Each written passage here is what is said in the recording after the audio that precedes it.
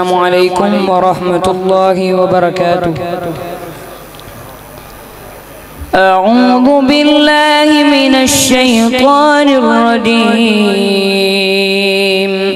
بسم الله الرحمن الرحيم. يا أيها الذين آمنوا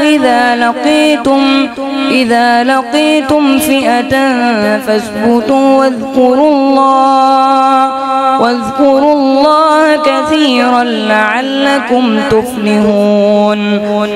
وأطيعوا الله ورسوله ولا تنازعوا فتفشلوا وتذهب ريحكم واصبروا إن الله مع الصابرين. ولا تكونوا كالذين خرجوا من ديارهم بطرا ورئاء الناس ويصدون عن سبيل الله والله بما يعملون محيط. وإذ زين لهم الشيطان أعمالهم وقال لا غالب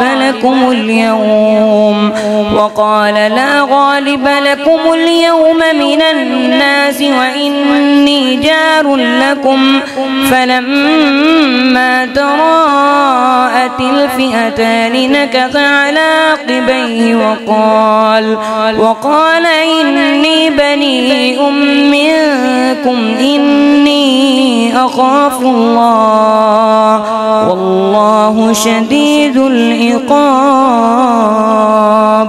صدق الله العظيم.